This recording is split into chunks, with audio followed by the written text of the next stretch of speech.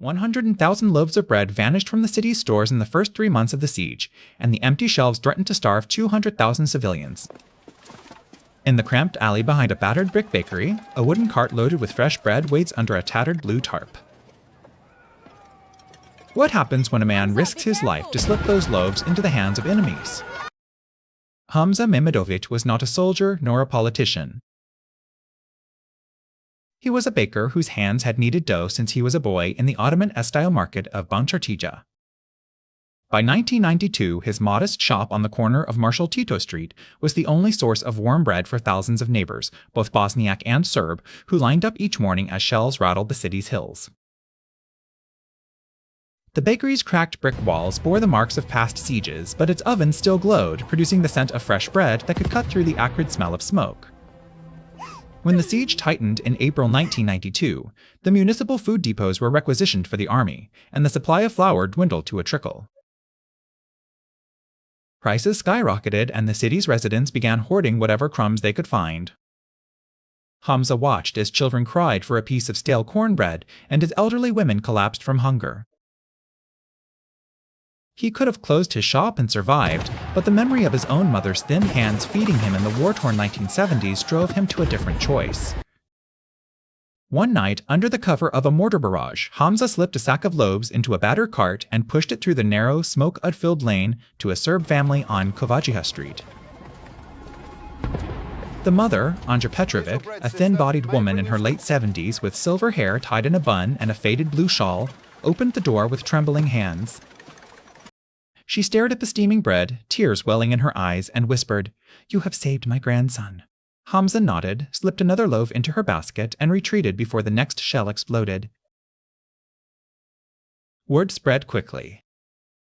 In the Bosniak quarter of Grbavica, Selma Atici, a young mother in her early 30s with dark hair pulled back into a practical braid and a plain green dress, waited anxiously for her infant's next meal.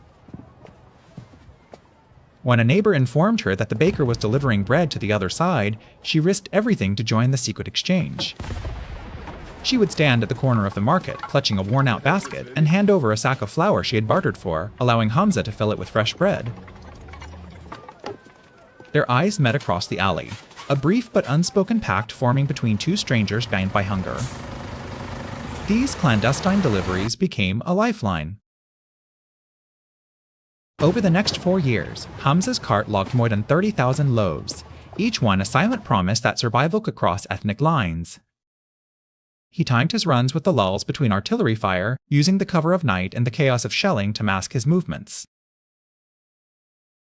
On one occasion, a Serbian militia checkpoint stopped his cart. The soldiers inspected the sacks, found only bread, and, bewildered by the lack of contraband, let him pass. In another, a Bosniak sniper aimed at the cart, but the bullet struck a nearby wall, shredding a nearby poster of a regime slogan.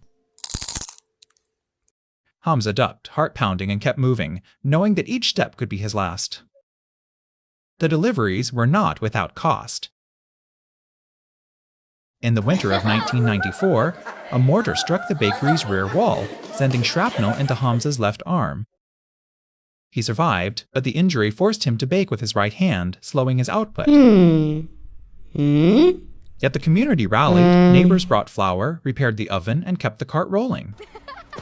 At the height of the siege, a United Nations convoy arrived with food parcels, but the supplies were insufficient. Hamza's bread became a symbol of hope, a tangible reminder that humanity could persist amid devastation. Hamza also found an unlikely ally in Father Jovan, a Catholic priest who ministered to both Bosniak and Serb families in a makeshift chapel set up in a basement.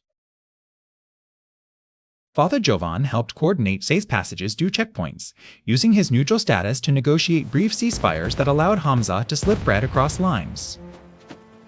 Together, they created a hidden ledger marked only with numbers that tracked how many loaves reached each household. The ledger, discovered decades later by a historian, listed 300 entries for a single week in September 1993, underscoring the scale of the operation. The psychological impact of these deliveries was profound. Children who had known only the bitterness of hunger now tasted the warmth of fresh bread, and their smiles became a subtle weapon against hatred. In one recorded moment, a Serb boy named Marko, no older than 10, took a bite of the loaf and looked up at Selma with a grin that made her heart swell.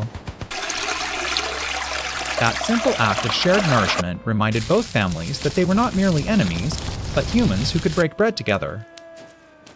When the Dayton Accords finally brokered a ceasefire in December 1995, the city streets were scarred, but the memory of those loaves lingered. Hamza, now a gaunt figure with gray streaks in his dark hair, stood amid the wreckage of his shop, watching children from both sides play among the ruins. He had never spoken publicly about his actions. The war had taught him that silence could be a shield. Yet the gratitude of Anja, Selma, and countless unnamed families echoed in the quiet streets, a testament to the power of one man's quiet defiance. If this story moved you, hit like, subscribe, and drop a comment sharing who else you think history forgot. In a city that tried to erase names, a humble baker proved that even a single loaf can rewrite the narrative of survival.